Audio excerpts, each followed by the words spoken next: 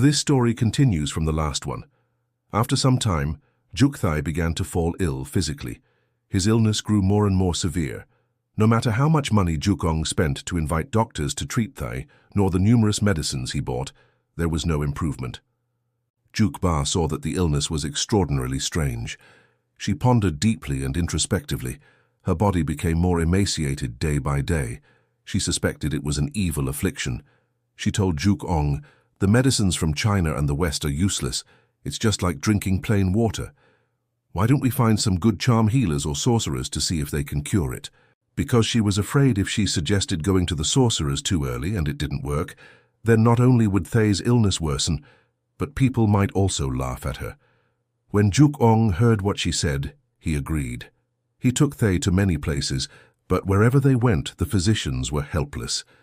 At that time, Jukong was very busy with village affairs and often left home, leaving the responsibility of taking care of Thay to Jukba and the others. Thay's illness worsened day by day. It reached the point where he went 7 days without eating or drinking anything. Seeing this, Jukba was heartbroken.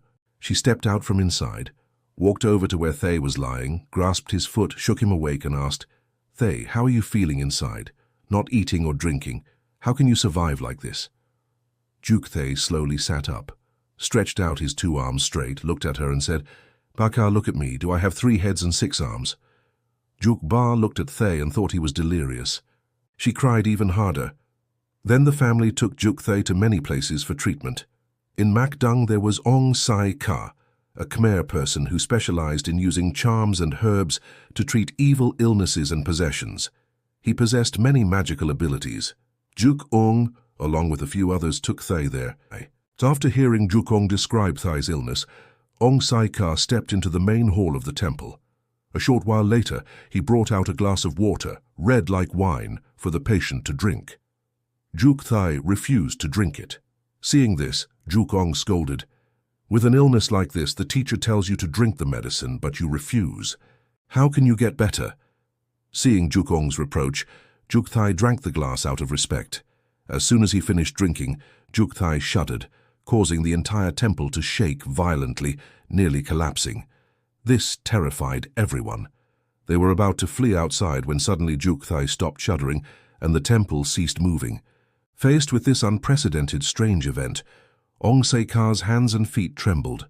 His face turned ashen, and he no longer had the heart to continue the treatment. The above short story was recorded on a cassette tape.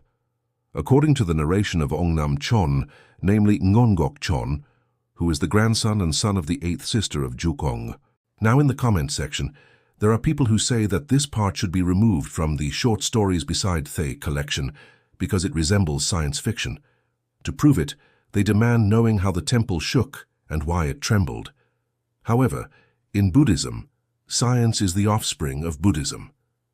To understand the child, only the father can fully grasp the roots, while for the child to understand the father, it requires a long period of time.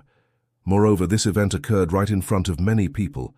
They were impartial witnesses.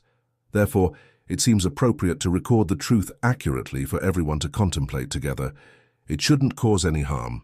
As for those who insist on debating right or wrong, always demanding proof for everything, in the past, Juk Bonsu Tichka Muni Fat said, "Beyond this world, there are countless other worlds like grains of sand. And before drinking water, one must chant sutras to liberate the living beings in the glass of water." With the Buddha's eye, he spoke the absolute truth. But in that medieval era, if you asked science to prove it, there would surely be no way to do so. Then, after 25 centuries have passed, with the tremendous advancements in science and technology today, but still, there are phenomena that science cannot explain, such as the distortion of time and space. There are countless things that science cannot explain. We must know how to listen and contemplate. Thank you for listening.